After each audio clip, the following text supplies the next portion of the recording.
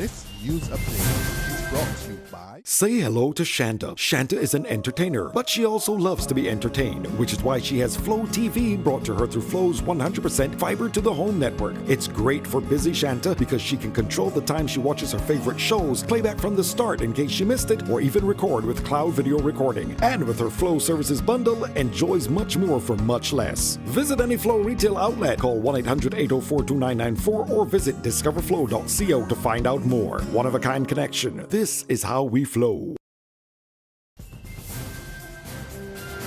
It's Thursday, June the 16th, 2016, and this is your Barbados Today afternoon news update. I'm Emmanuel Joseph. Thanks for joining us. A story just in. Police today arrested a man who had in his possession a loaded firearm at the main gate of the District A Magistrates Court complex on Corey Street in Bridgetown. Now, the man was stopped and questioned by a government security guard who was on duty at the entrance to the court compound on Corey Street, along with police officers, as he attempted to gain access to the building. A struggle ensued and he was detained, searched, and the firearm discovered. His identity has been withheld pending investigations. In more news now, a 29-year-old hotel worker is now homeless after an early morning fire destroyed his home at Waterhall Land, Egale Hall, St. Michael. Corey Brewster was not at home when the fire broke out at around 8:30. A 99-year-old woman, Rosalie Bailey, had to be rescued from her nearby house by neighbors as the blaze spread to her dwelling, which was slightly damaged. Reports say that Bailey's home was only recently given to her by Minister of Social Care Steve Blackett. 2 fire tenders and a water tanker accompanied by 10 fire officers responded to the distress call. He is tired of the rising level of gun violence across the island, and now he is taking action to address the problem in his constituency. The St. Michael West Central MP James Paul, along with former Minister of Social Transformation Hamilton Lashley, has launched a social intervention program called Choices and Consequences. It will enlist the support of the church, the Community Relations Department of the Royal Barbados Police Force, and others. Paul, who lamented the recent shooting incident in his constituency, which left 1 young man dead and 2 others injured, told reporters it's time for a new approach, and he believes the church can play a critical role. And I really think that the church as an institution has sometimes been the most maligned institution from the point of view of being accused that they are not doing enough to at least deal with the violence that we see going on around our society today. But I think that with the number of churches that we have in St. Michael West Central, and the fact that so many of my constituents actually attend those churches, I think it is time that we maybe look at an initiative that involves the church and the pastors and the leaders of those churches in an effort that seeks to bring together some type of community thinking on approaches as to how to solve it. And not only churches, because from there, what we are hoping to do is to expand into the other community groups that are there in order to use that as the linkage and the bond. Lashley says the current strategies to tackle crime are not working, and a community approach to fighting the problem will deliver better results. I'm saying that this program that the Honorable James Paul is talking about is a social proactive prevention strategy, intervention strategy. And that's what we are looking at. Because every time I notice that there is this move to protect the status quo and to import certain sectors of this country by certain groups. My thing is, if we really want to have a remodeled community across Barbados, then the James Paul approach, then the Barbados Youth Action approach, then the community arm of the Royal Barbados Police Force approach, then the churches approach, then the teachers and the headmasters approach. So when you put it all together in the pot, you have a serious social intervention strategy. A heavy police presence, meanwhile, will be evident throughout the parts of Brittons Hill community this afternoon, following a spate of killings of young male residents from the area at the hands of gunmen. The administration of the force will conduct a walkthrough starting from Valerie in an effort to reassure residents that the police will be there for them.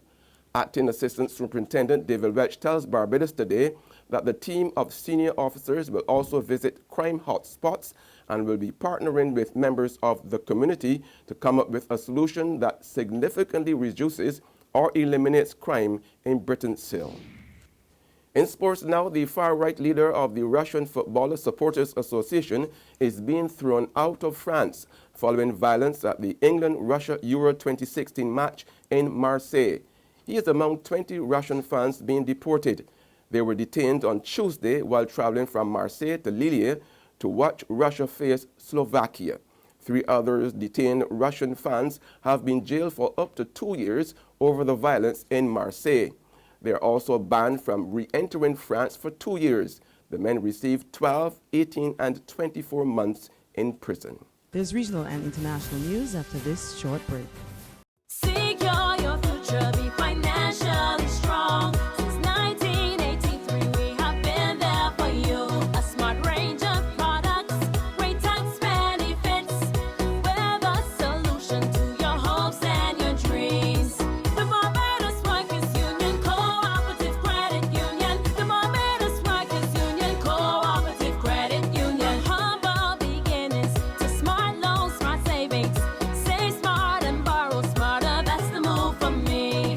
Stability, prosperity. We're the solution to your hopes and your dreams. The Barbados Workers Union Cooperative Credit Union. The Barbados Workers Union Cooperative Credit Union. We're back with news of the region now. St. Kitts and Nevis has told the OAS that the Caribbean nations need help in their efforts to achieve sustainable development, primarily through the eradication of poverty. Addressing the 46th OAS General Assembly in the Dominican Republic, St. Kitts and Nevis Foreign Affairs Minister Mark Brantley noted that sustainable development will determine the survival of the region. Peering through the lenses of time, our theme forces us to confront the question of how we as sovereign nations in this, our Americas, create and maintain sustainable economies in light of the pressures both internally and externally that we face. The discussions at this assembly therefore serve as a nucleus for intense engagement to unravel complex questions and devise workable and pragmatic strategies which are centered around the empowerment of our people. But as we grapple with the diverse and complex issues impacting our hemisphere, I suggest that at the core, our institutions need strengthening. Minister Brantley also said the recent deadly shooting tragedy at a gay club in Orlando ought to encourage all nations to take steps to eliminate all forms of terrorism and violence. We in this hemisphere want and must insist upon peace, not war, tolerance, not intolerance, love, not hate. We must send a clear and unequivocal signal that violence in any form against any person or group is unacceptable and has no place in our world. May these tragic events harden our collective resolve to fight for societies based on respect for all persons and the inherent dignity of our humanity. A British Labour MP has died after she was shot and stabbed during an attack in her constituency. Jo Cook, 41, was left bleeding on the floor by her attacker. A 77-year-old man also suffered slight injuries. A 52-year-old man has been arrested. In more news now, at least 400 people have been arrested in Venezuela after rioting and looting over food shortages. Over 100 shops in the coastal town of Cumana were hit and at least one person died, and that's according to local media. In more global news, the cockpit voice recorder from the Egypt airplane that crashed last month has been found in the Mediterranean Sea. Egyptian investigators say the black box was damaged and had to be pulled out in several stages, but its memory unit is intact. A search vessel with an underwater robot has been scouring the crash site and has sent back images of the wreckage. Flight MS-804 from Paris to Cairo crashed on May 19th, killing all 66 people on board. It is not yet clear what caused the plane to go down. That's news and sports, but for the very latest, visit our website at www.barbadostoday.bb. Also subscribe to our e-paper, email updates, and like us on Facebook. We are also on Izumi Media in bus terminals or screenplay at supermarkets and gas stations near you, as well as Channel 99 on Flo TV and Mix 96.9 FM. I'm Emmanuel Joseph. Have a fantastic day.